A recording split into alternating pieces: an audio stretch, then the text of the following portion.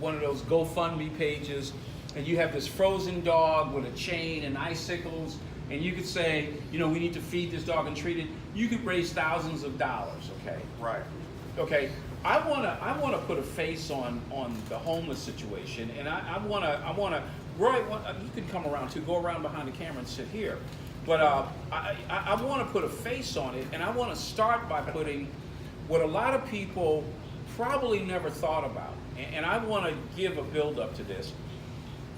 I want to put a face on this, so I want to bring a person in who is not. There's a chair already back here, Roy, right here. This is a young pregnant woman who is homeless, Kendra, and there's Kendra back here. And Kendra, talk about your experiences. How did pull your chair up a little bit closer. You're good. You don't have to move, but you're okay. The very first time I came from Elkhart off the transfer bus with my kid's father, we were together at that time. The very first night we slept out in the cold. We didn't know about Amnesty. We didn't know about any of the places to stay because we were from Elkhart, not South Bend. But I also was staying with a friend at their house before I came here, so I had a place to stay. It wasn't on the street then. But the second day, we looking up on my phone all the places in South Bend to stay, and I called Hope, and I talked to a lady on there. I told her I was pregnant, I needed a place to stay right now, and she told me, well, you'd have to wait pretty much a month, almost 2 months to wait to get in for a tour for a place to stay. And I told her, I said, I cannot wait that long. I'm sorry, I'm freezing. I am pregnant. I need a place now. I cannot wait 2 months. It's too long. So, I forgot about Hope because, they said they was full too. That was the other reason why they wanted me to wait a month to 2 months to get in.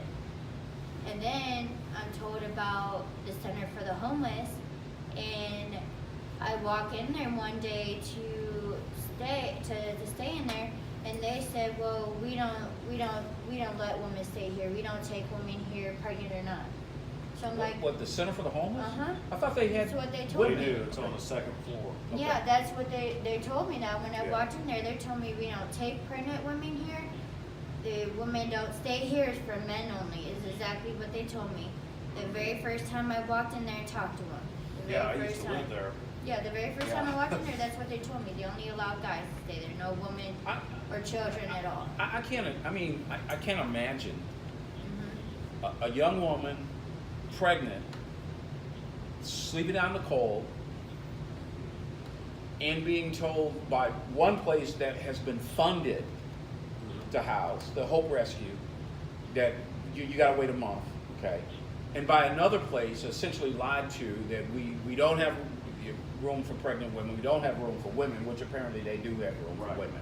I've seen women coming and going out of there. And there are probably women coming and going as you're talking to them, you know what I'm saying? Yeah. So you're probably going like, what? Yeah, because I was told about the woman, I was talked to, the women were talking to me that we're staying at this Center for the Homeless, and that's what puzzled me because I was told, no, you're not allowed to stay here. We strictly only do men only, so that's what puzzled me, got me, So what happened? What did you do? I mean. And then, after that, pretty much was, finally heard about some places to eat. Then I heard about more resources and where the homeless people were staying at. They weren't staying at the Hope facility or the Center for the Homeless. And we had this couple that took us in, bad idea, there was their way of Christianity and how they were talking about God, they assumed because I wasn't, straight 100% on, didn't 100% believe in God yet at that point because I had fallen away for a while because of something that had happened, and they said, well, pretty much were like, well, you can't stay here because you don't show anything about God. I'm like, so you're telling me pretty much saying that you're gonna, because I didn't believe in God at that time that you want me to, and you're trying to tell a pregnant woman to stand outside in the cold and paint pictures to get money?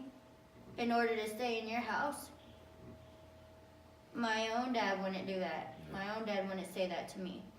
He would not tell me to stand on the street corner in the freezing cold and beg for money for paintings when he knows I'm not a painter. He would tell me to go get a job and get my own place for me and my kids. Right. You know, he would never tell me that. So that shocked me right there that he, pretty much wanted to try to force the whole believing in God thing down my throat. That because you're not a believer, we don't want to talk to you or associate with you. Well, And- apparently they didn't read the Bible, that most of the people that Jesus dealt with Yeah. weren't believers. You know what I'm Yeah, saying? yeah. That wasn't when he Uh-huh. fed 5,000 and 4,000, he didn't say, okay, Yeah. do you believe now? Okay, did you get a sandwich? If you don't get no sandwich for Well, you. and we often hear, the phrase separation of church and Yeah. state used for excuses not to donate money or fund Yeah. certain things in our community. We had a big issue with I don't recall if it was a Family Dollar store or Dollar General Oh, store. yeah. That Over was on Family Dollar up by St. Joe. LaSalle. Yeah, St. And- Joe High School. Yeah, right? St. Joe School was Right. going to build a new facility, and the store kind of sat right there on the front of the property. So apparently our city, Mayor Lickey at the time. yeah, Steve Mayor Lickey at the right. time, our previous mayor, decided that the city would purchase the building and then give it to St. Joe High School. Yeah. Well, then the ACLU, if I remember, got involved and there was some type of litigation. And they said, hey, look, you can't give them the property because there's supposed to be a separation of church and state. Well, okay, so they ended up having to purchase the building, whatever the case Right. was, St. Joe School. Right. So we're supposed to have the separation of church and state, but it seems to be very selectively enforced. It's very selectively. I mean, myself personally, I have no problem with prayer, things of that Yeah. nature. But if you've got a separation of church and state, how can you force everyone who is sitting at, personally, or watching a council meeting, have to sit through a prayer Right, absolutely. prior to the meeting starting, which is a government function, a Right, government absolutely. body. Absolutely. But we have a prayer before every council meeting. Right. So, and like I said, no problem with prayer, no issues with that, but if you're gonna enforce it in one place, I think it has to be enforced all over. Right. And then you've got places like the Hope Right. Ministries. They have a religious component. It Right. is a faith-based. Yes. Yes. Set up there. Right, exactly. So if it's faith-based, then that has something to do with church. Right. But we're funded through what? HUD money? That's Through right, federal tax money, Through federal, tax federal. money. and So state. again, where do you draw the line at who is separate from church and state and where this law applies and doesn't apply? Well, it depends on if they like you or not. That's No. really what it comes down to. Well, that's kind of what I'm asking, Yeah. because, Yeah. I don't see anybody being concerned with the funding process over there, even though it's a faith-based program. And like I said, I have no problem with faith-based program. Right. But, where do you draw that line, and here, you've got a church that's, what, 50,000 square foot, it's huge. Yeah. I recall going through it with you when you first purchased it. And I was like, my God, do you really want to tackle this? Because it was pretty bad. Yeah. And I mean, you've came a long way with it. I know you've had a lot of people who have come out and helped with it. And kudos for what you do, but you would be capable of doing so much more had you been able to partake in some of this taxpayer funding. Well, but we're doing things like this, exposing the corruption, if you want to call it that, and speaking the truth gets you punished here. And in punishing us, I mean, we've been able to get things done, as you pointed out, but our concern is by not allowing us to have the same access that you have the hope, then you've got those people that you put out on April 1st that you could have housed until the 15th, but didn't. We could have housed year-round, essentially. Correct. We have the year-round capability. In fact, we made a proposal. I don't know if you got a copy of it. Well, we made a proposal for a $600,000 one-time payment to bring everything up to what we needed. And then I think we estimated $200,000 a year to cover salaries, to be able to take care of weather amnesty year-round. We're talking about, so you would have no interrupting in housing, and the city never responded to it. Right. But they spend $6 million on the fuse for 32, and we could have housed 50 year-round, housed, fed, clothed, the whole thing. It's frustrating. I mean, on a personal level, it doesn't bother me because we've had a lot of support from people like you. You've come in and done work, and veterans groups, and private individuals, and some companies have. But We have been blessed. yeah, we've been blessed. But I just stop and think about how much more we could be doing today. Our emergency warming center, we could only open from 1:30 to 4:30 because there's only so much to ask out of a small church's congregation. Right. We can't, our congregation volunteered. We had 1 week that Pastor James McKinnis came in and agreed to pay members of our congregation to open it from 9 a.m. to 5 p.m. right, and that was just 1 week. It's during that Arctic blast. When it was really cold, yeah. yeah. But you certainly can't ask the congregation to volunteer Monday through Friday to work from 9 to 5. I mean, But then you got the, homeless people wanting to come in for the warming center, and they're wanting more than you had to provide. I mean, they're asking for second cups of hot chocolate and their second scoops of hot cocoa in their cup of hot cocoa when you already gave them one.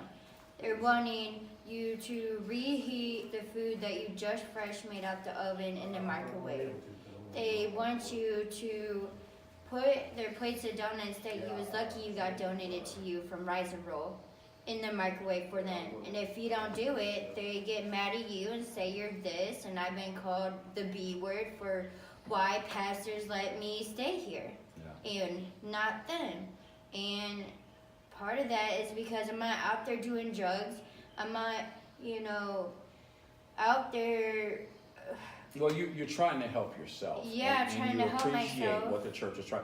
And- Kendra is staying at the church, and that's because we don't have a big congregation. We don't have a lot of money, but what we try and do is do what we can with what we have. So Pastor Larry and Sister Kendra stay here, and they have been just a godsend to our congregation and the work that they do around the church. But there can be so much more we can do. There can be so much more. And when Sister Kendra is talking, she's telling you about her volunteer work. She hasn't been paid, and you have people make all these demands, and then when we can't open on a weekend, because we couldn't afford to have the electricity, our furnaces run, at continuously full power every day of the month, as it is just operating the warming center from 1:30 to 4:30, I think, Kendra, we Monday through Friday. Our electric bill was $1,500. Right.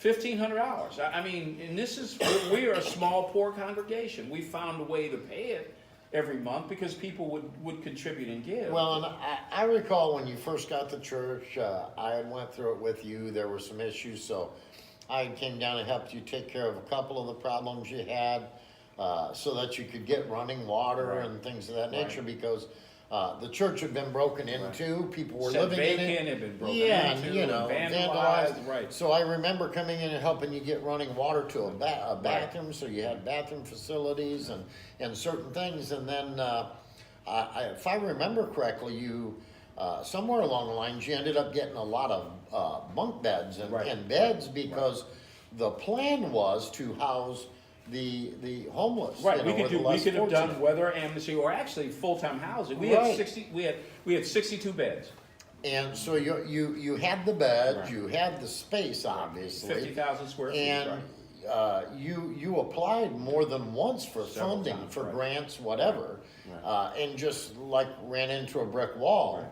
And basically, from what I understand and what I've heard out there at other meetings I've been to, all the funding appears to basically get funneled to one spot here. Right. And then from there, it's supposed to be distributed. And there's been a lot of questions on, hey, how's this distribution work, and is it being distributed No. the way it should be distributed, We haven't seen, obviously, one penny from any governmental source, city, state, federal. We haven't seen one penny from any of the other organizations that receive millions to house. They haven't. Now, what they'll do is send us people. The Hope will say, hey, we got somebody timing out, we want to send them to you. And I'm like, yeah, could you send us some money too? We'd be glad to house. But if you take somebody in, we have increased utility costs. Right. And we don't have staff, so you can't house somebody unless you've got staff 24 hours a day, 7 days a week. So yeah, it's kind of a catch-22. Kendra, I want to hear more about your story. So after you wouldn't do the signs and put the signs up or paint the signs and collect money, what happened? What happened? Pretty much got, stuck with no place to go, and heard about the weather amnesty at the last minute. So, you're talking about a 6-month pregnant woman laying on one of those jail mats on the ground, with just a blanket and no pillow, and that's it. And you're not being fed there, if you end up coming late at nighttime, they don't feed you there. You have to wait all the way until morning just to get something to drink, coffee. They got a water fountain in there, but they don't even provide you bottles of water. You have to take a little styrofoam cup, you fill coffee up with, just to get some water. Now, so people would come and donate meals or something, Yeah, but that wasn't. But it wasn't an everyday thing. It wasn't every day. It was right. maybe lucky if you were to get it once a week. So basically, it was just a roof over your head. For the night until morning, and a the jail sun mattress. came up, and then you'd have to leave and walk the streets all day. So what would you do after what time did you have to leave in the morning? We had to leave at 7. They wake you up at 6, and you was allowed to stay there until 7:30, and then you leave.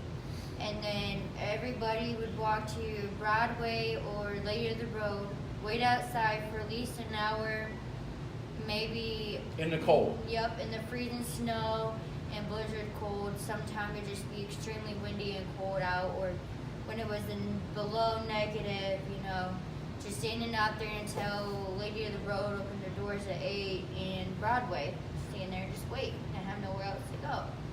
And then Broadway would stay open until 11, and Lady of the Road, I believe, it varies. Sometimes they'd stay open until 10, sometimes till 11, I think, too. I'm not sure. I hadn't really gone there that much. But after you would go there for a meal and a shower and to change your clothes or whatever. It's like just a temporary place to stay warm for a few hours. And then you put back out in the cold again. And so what would you And do? you find your next destination, which was usually the library, until Hope opened up to feed, lunch at 11. But sometimes they're nice enough and open their doors at like 10. You sit there and wait a whole hour to eat at Hope for lunch. And you're pregnant with no money, and you can't go to a gas station and get yourself a snack on, so you're waiting a whole hour just to eat. And then after, you're at Hope, after they stop feeding for lunch, I go back to the library. It's the only place you were allowed to go. You could stay where all the homeless people would go, to stay warm until your next meal was ready and prepared to give. Which it was either here, or you would wait at the library all the way until they open at 5, and sometimes they would open up a little earlier at like 4, and they start to feed you at 6:30. And then after that it was weather amnesty, and you'd stand and wait. If you chose not to eat at supper that night at Hope, you stand and wait an hour, 2 hours waiting for amnesty doors to open at 7 or 8, I think. Now, did any of these places you mentioned, with you being pregnant, they didn't care. They made me, Hope would make me, sit there in the lounge and wait, just like the rest of the homeless people in there to eat a meal. What about medical care? Did any of these places have nurses? Was prenatal care available? None of them. No. They didn't. And They when didn't. one of the ladies that were staying at Hope, she was telling me about the IHC to get prenatal care. So I went there, and they told me, well, we don't do prenatal care. And at that time, I didn't have transportation to get all the way on the bus, or to even have the money, a way to get all the way over there to Western. You know, my only way was to walk. And by the time I was there walking while pregnant, I'd be late for my appointment every time. You know, and I was told by the lady that they take pregnant women there. So I'm like, okay, I thought, you know, I was going to get prenatal care. And then I'm told by the doctor's office there that, well, you're too far along, so we're not going to give you medical attention. So you have to go to this other facility if you want medical attention. And then I set up an appointment at that facility for a medical place. And the doctor that's when the doctor called me up at the other clinic on Western, telling me that, well, we're too far along, so we're not going to give you prenatal care. So my mom's upset because she drove all the way from Elkhart to South Bend just to come to my appointment with me to bring me transportation back here to the church. And because sometimes, you know, the van's taken to go get donations and stuff. It wasn't always here. Right. And times vary, you know, when my appointments were. And, you know, and so my mom's like sitting there like, really? I just got up, I made arrangements for your kids, you know, and daycare and all that stuff. Your dad's taking off of work, he's at home watching your kid. For me to come all the way out here from Elkhart to South Bend to come with you to your appointment, and the doctor's telling you that she can't see you.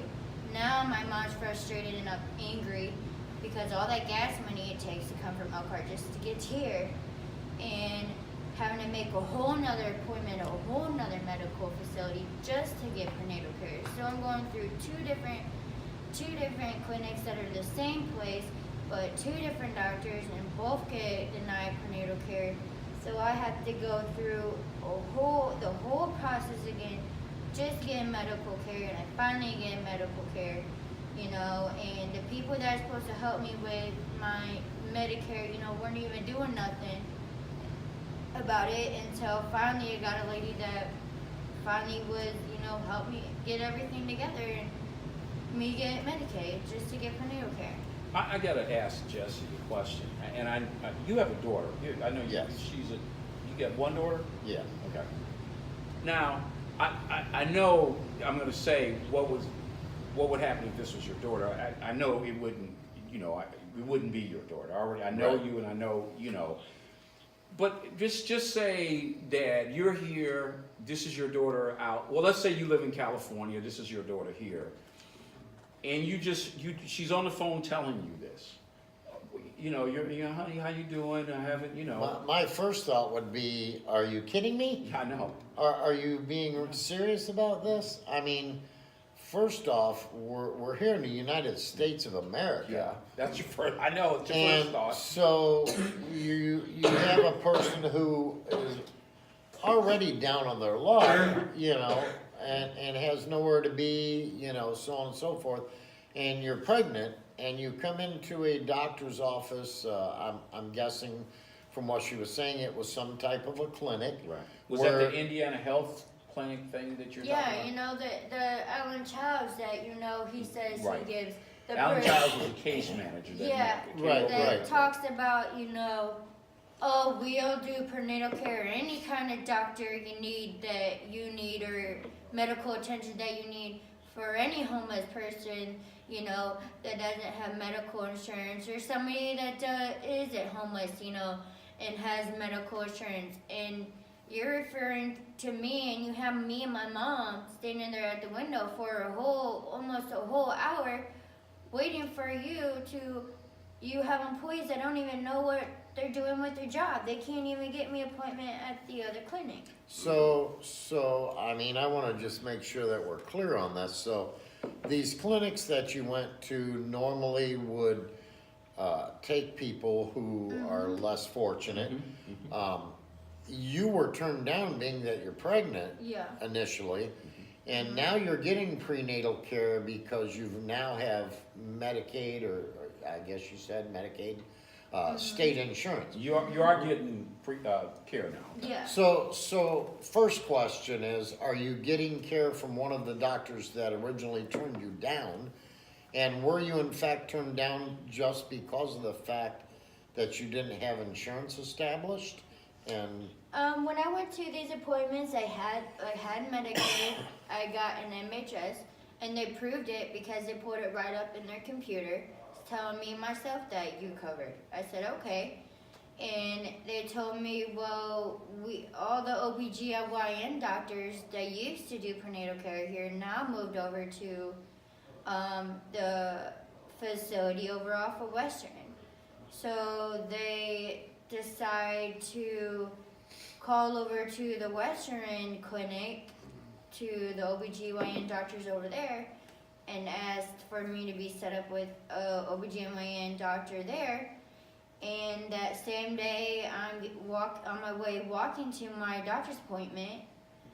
The doctor calls me up from the facility on Western Avenue, and I had a Medicaid, I had all that stuff. And she goes, well, you're too far along. She's saying to me I was 6 months along, telling me that I can't see you, we can't, and nothing. So my mom's looking up, and we find a facility in Memorial Hospital that's called Boron Midwifery Medical Center. And they see pregnant women no matter how far along you are. So you're finally now into your 7th month. Yeah. I hope that, prenatal care. yeah, I hope that is the baby healthy? Is it okay? You know, Jesse, people, My Vocal is the name of it. In you guys, of course, this goes all over the world. You know, look at My Vocal, send friend requests, because if you really want a window to what's going on in the city of South Bend, in the state of Indiana, in the United States, you have a good vantage point by looking at My Vocal. Almost 3,000, I think you have. Pretty close. 2,900, something like that. Diverse group, but there are a lot of issues that are, because one of the things we could spend an hour talking about is the media. yeah. Okay, I mean, there's so much here, and there's still a lot to talk about, but the media doesn't cover any of this stuff. We've touched bases on that a couple different times.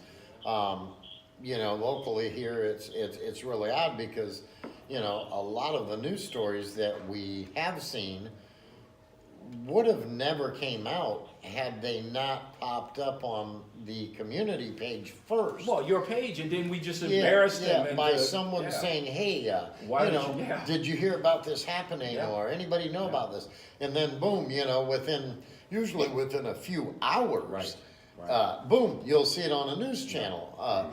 Usually ABC 57 is one of the first ones, and then the other channels, follow suit. But, we talk about, crime. Our mayor talks about how crime is down and our city is safe. And, just over the weekend, again, we had four people shot. Yeah. One of which was an 11-month-old child, which I never saw a lot of details on that, but I have to assume laying in bed with the mom. Yeah, I have to assume that was a drive-by or something. It came through the window. It must have been. I guess, or something. But we had just over the weekend we had 4 people shot. Then we had another shooting / stabbing that they were at yesterday, and like I said, a lot of these news stories you wouldn't hear about if they didn't pop up from someone in the public going, "Hey, did you hear this?" Sometimes I kind of understand that. Yesterday there was one on a community page where the St. Joe County Metro Homicide van was sitting in a driveway, and somebody said, "Hey, anybody know what's going on?" They got yellow tape up, Metro Homicide, and a police vehicle's out in front in Osceola. And someone got upset and said, no privacy, whatever. Well, look, when you got Metro Homicide vans sitting there and they got a yard taped off, obviously the people living next door are concerned. And that's what these community pages basically are for, is to make people aware, because the crime is out of control here, honestly. we don't hear a lot of it because it don't hit the news, and they, from what I've been told, they reclassified the way that things are reported so that it changes the stats, it changes the numbers to make it look like crime has dropped. And if that in fact is true, I physically haven't dug up paperwork to verify that, but enough people have said it. If that's the case, that's just sick. It's sick that you would not want the people. Sure, go ahead. Go right ahead. Jesse, this is Daryl, the engineer. I've been in radio for over 40 years, and that even gets even into the point of the news media. And the interesting thing, and I see where this is going. We have to understand one thing. If you print so much on poverty or so much on crime, the state people or even the local authorities, they don't want that information out in the public because it ruins what is called image. Absolutely. So therefore, what we're dealing with is that news reporting, there's only so much they're allowed to actually say and keeping a balance in the news so that no particular city has more of an eye-opening factor than others. It's sad, but it's true. Well, it amounts to censorship. Controlled. Yeah, well, I tell you, there was a story, and thank you. You're absolutely right, Apostle Darrell. There's a story, Jesse. You may remember it, and one of the Mishawaka police officers, unmarked car outside 7-Eleven. And you know where I'm going. The car ends up almost in the river. On the Riverwalk, yeah. Okay. He claims the car jumped into gear, and well, we hear the car is running, and 11 or 12-year-old hops in the car, puts it in gear, and it takes off. A report, and I can't remember the report. Female reporter, ABC 57, tells me, and I don't know how I was talking about another story, but she said, because you were posting, I think, what was going on your page. Yeah, I was talking to people that actually Right, watched it happen. watched it. Okay, so Yes. so Pastor Darrell, see, that's the Apostle Darrell. That's the other thing. Jesse in this, and he gets a lot of, because he gets it out. He has a lot of sources. Okay, very credible sources. So I remember following this thing on your page. At some point, one of the reporters, and I think it was ABC 57, they were doing a story at the church about something, and I asked them, and this reporter said, I was told by the Mishawaka police chief that if I run this story about what really happened to this patrol car, that the kid jumped in, the car was, that I would never be allowed to have access to press conferences by the Mishawaka police. Yeah. I couldn't. Well, and I believe the officer involved was Well, he's politically connected. politically connected because his father was very prominent in the police, right. the police arena, and I don't recall honestly if the true story ever did end up. It never hitting the did. It news. never did because you had so much information. Yeah. And I remember, I can't remember the reporter's name, but she just flat out told me. Well, that was back when like Jacqueline Kelly and Jesse McDonough were still around. It was one of them. And Yeah. Flat out told me. I was told if I run, we believe the story. We've got sources, she said. But I was told by the Mishawaka police chief, if I run this story, our station will never be allowed to be at a press conference of Mishawaka police. They just backed off.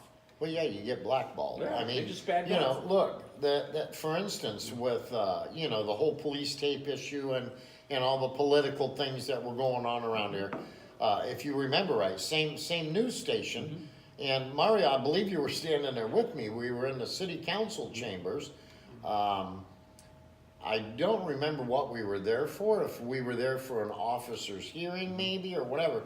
But they had broke we're taking a break. And me and you were in there, or maybe it was Dave Frank, we were standing in there with one of the reporters from ABC 57, a young man who got a pretty big name around here, Jason Aubrey? Jason Aubrey. Excellent reporter. Because of a lot of leads He's a and bulldog. He stories. dug in the stories. Well, because of a lot of leads and stories, though, that we had, Right. passed on to him.